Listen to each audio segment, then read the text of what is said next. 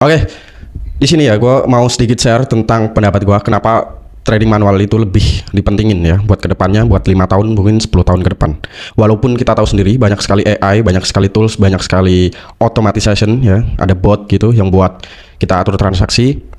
Tapi trading manual itu justru kedepannya ini malah lebih dipentingin atau digunakan gitu. Kenapa?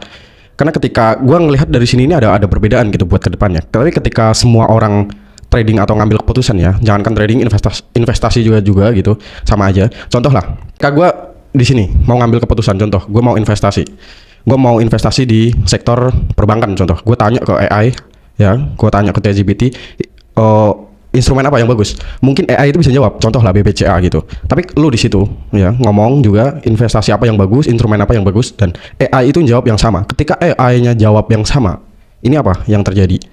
Iya, yang terjadi adalah kenaikan harga. Tapi kenaikan harga bukan karena sahamnya bagus, tapi karena hype-nya ini udah diambil alih sama AI gitu. Jadi kedepannya ini bakal berbeda gitu. Kalau orang kripto ini manggilnya namanya alpanya udah hilang gitu. Lu nggak bisa analisa ya, lu tinggal ngetik di AI, ngetik di ChatGPT gitu. Muncul rekomendasinya di AI itu bagi lu, menurut lu, untuk lu gitu muncul gitu. Itu semua orang, contoh lah, semua orang itu ngetik di AI atau enggak di, ya itu kita anggap aja ChatGPT kalau nggak di DeepSeek atau Gemini gitu. Oh, saham apa yang bagus? Nah, AI itu munculin andai kata BBCA gitu. Semua orang kan akan beli BBCA itu. Naiknya bukan karena mungkin sahamnya itu bagus.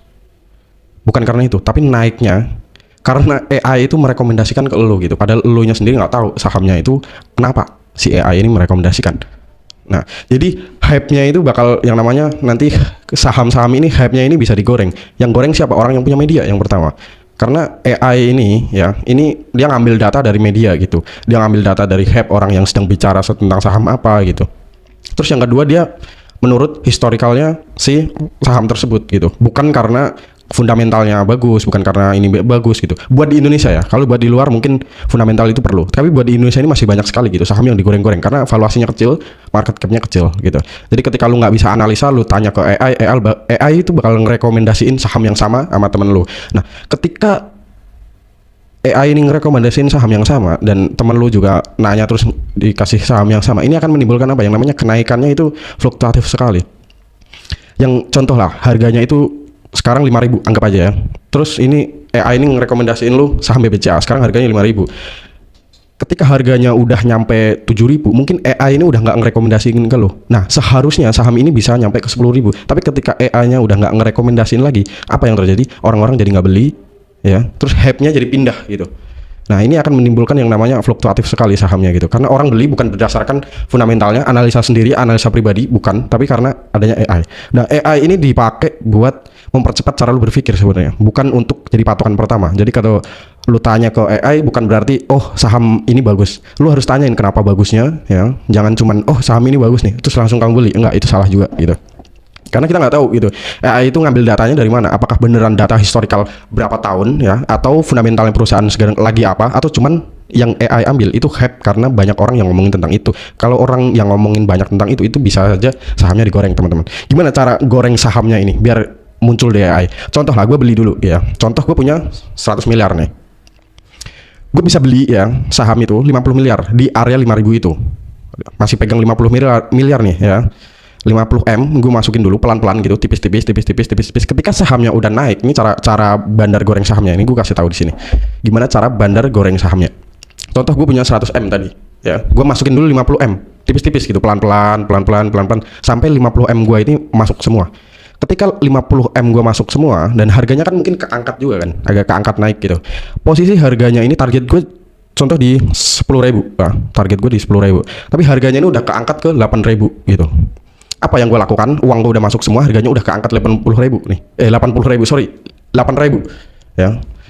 Keangkat ke 8.000. Apa yang gue lakukan? Ya gue pakai 50M yang masih ada di tangan gue. Ini setengahnya dibagi dua nih, 25 ya. 25-nya ini buat bayarin media. Lu posting saham ini dong, lu posting saham ini. Kalau enggak gue datang ke kayak di YouTube manapun, semuanya biar viral nih saham. Ketika saham ini viral, ini akan masuk ke data AI tadi. AI akan mencerna bahwa saham ini lagi dibicarain. Nah, ketika saham ini lagi dibicarain, terus AI yang merekomendasikan lu jadi beli. Dan ketika lu beli, gua yang udah beli dari bawah, ini jual pelan-pelan gitu, sisir gitu, cetak, lu beli gue jual, lu beli gue jual gitu. Ini cara juga dipakai oleh influencer yang nggak bagus menurut gue ya, yang katanya dia bisa kaya dari ini, dia bisa kaya dari ini dengan cepat. Enggak gitu ya. Gimana cara influencer yang nggak bagus ini beli aset, entah itu kripto atau saham, sama aja gitu. Contohnya tadi gue punya 100M, gue masuk dulu 50M pelan-pelan nih sambil gue dorong naik kan. Ketika harganya udah di atas, gue baru bayar media, gue baru datang ke youtuber. Buat apa? Buat bikin lu tertarik ke sahamnya. Ketika lu beli, gue jual tipis-tipis gitu, pressure gitu. Lu beli, gue jual, lu beli, gue jual. Jualnya nggak langsung gitu. Karena saham ini barang, teman-teman. Ya, saham ini nggak kayak CFD, enggak. Saham ini barang gitu. Jadi kalau gua punya barang, terus gua mau jual barang, gua harus ada pembelinya dulu. Gimana cara gua ada pembelinya ya? Gua bikin hype tadi gitu. Nah, ini cara yang dipakai oleh influencer yang nggak bener gitu. Makanya kebanyakan mentor saham ini udah keluar ya, mentornya udah keluar, tapi membernya masih nyangkut di harga atas. Nah, gimana caranya? Ya itu tadi yang gua bongkar tadi. Makanya trading atau analisa manual, analisa pribadi ya, ini kedepannya jauh dipentingkan gitu. Lu ngambil keputusan lu, uang lu kemana, alasannya apa, fundamentalnya apa, itu jauh lebih penting daripada lu ngikutin cuman AI doang, lu ngikutin cuman berita doang, lu ngikutin cuman mentor lu doang gitu.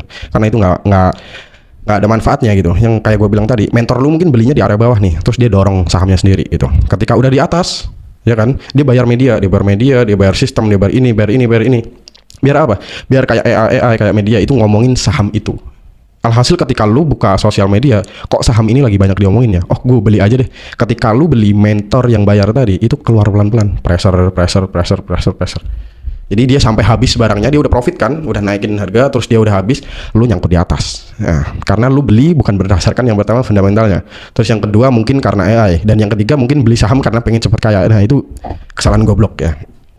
Jadi jangan kayak gitu, dan pelajari analisa gitu. Analisanya dipelajari manual nggak apa-apa gitu. Tapi kalau nggak bisa, gimana sih cara analisa ini? Nah, itu baru ditanyain ke AI gitu. Kenapa saham ini nih kuat lama? Fundamentalnya apa? Gimana cara baca laporan keuangannya? Laba bersihnya gimana? PNL-nya gimana? Laba kotornya gimana?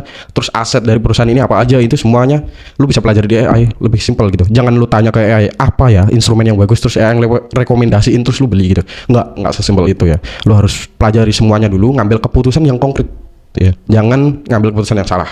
Jangan asal lu dikasih rekomendasi gitu, entah itu mentor lu, entah itu temen lu, terus lu langsung beli asetnya gitu. Jangan ya. Mending lu pelajari dulu ini bagus apa enggak, alasannya apa ya. Itu baru lu beli, dan itu buat long term gitu, jangka panjang gitu. Mau investasi, mau trading, sebenarnya kayak gitu. Nah, trading ini ya, kalau menurut gua pribadi ke depannya, orang tanya ya, contoh trading itu kan beda sama investasi. Kalau kita investasi terus kita nggak jual barangnya ya, selama instrumennya bagus, mau dia lagi drawdown, mau dia apa, kita masih punya barangnya gitu kalau investasi. Tapi kalau trading ini nggak, kita harus pasang yang namanya stop loss dan SL, ada pembatasnya di sini. Nah, ini juga penting buat kita nggak pakai namanya bot ya, sama AI, ngandelin AI itu tadi, karena itu bisa jadi buatannya gitu. AI ini kalau di trading ya, apalagi di time frame kecil, dia bisa berubah-berubah gitu. 1 jam ini dia ngerekomendasiin buat buy, tapi 2 jam atau 3 jam lain ya, dia ngerekomendasiin buat nge-sell. Nah, ini akan jadi bingung. Yang ketika lu bingung ya, lu nggak bisa ngambil keputusan yang dimana itu metode lu yang lu pakai buat trading. Itu susah ya. Jadi gua saranin pelajari analisa pribadi ya. Itu jauh lebih simpel. Terus ketika lu nggak tahu ibaratnya kenapa alasannya gua nge-buy, lah itu baru lu tanyain ke AI itu tersebut. Jangan 100% ya, 100% itu percaya sama AI. Enggak, itu salah ya, ngambil keputusan salah, karena uang lu kendali lu gitu. Jangan lu seenaknya, gue pengen cepet kaya, gue ngikutin mentor ini, beli saham ini yang dia rekomendasi. Enggak gitu. Belum tentu juga dia beli di harga itu kan. Bisa jadi dia beli di harga bawah gitu. Cuman dia diem ketika harganya udah keangkat nih, ibaratnya dia mau jual, makanya dia viralin gitu. Viralin berita, dia bayar berita ini itu. Biar apa? Biar saham itu sih kayak muncul di media, terus lu, wah ini lagi rame nih, gue beli pasti naik nih. Enggak gitu. Lu beli, mentor lu tadi itu jual barang pressure gitu, cetak kecil. Jadi ketika lu nyangkut di posisi atas, mentor lu udah gak punya barang, dia bisa ngomongin ke orang lain lagi, saham yang lain lagi. Jadi kayak gitu ya teman-teman. Jadi harus sadar juga gitu bahwa analisa pribadi ya, trading pribadi, investasi pribadi, analisa manual itu jauh lebih penting daripada lu cuma ngandelin AI, lu cuma ngandelin mentor ya. Itu yang paling penting. Jadi gunakan kecerdasan buatan ini ya untuk belajar, bukan untuk ngambil keputusan yang dimana uang lo itu terlibat di dalamnya. Ini salah sekali. Oke, mungkin itu ya yang bisa gua sampaikan ya buat kali ini. Jadi itu penting. Jadi jangan ceroboh ngambil keputusan semua berdasarkan tentang AI, rekomendasi ini terus lu beli. Enggak, itu salah. Oke, thank you ya. Besok gua mau share tentang akun chain ya, buat trading ya, akun chain. Ini cara buat lu ngasilin uang dengan simple, paling simple, yaitu di trading itu pakai akun chain. Ya gimana caranya ya? Tunggu besok. Oke, thank you.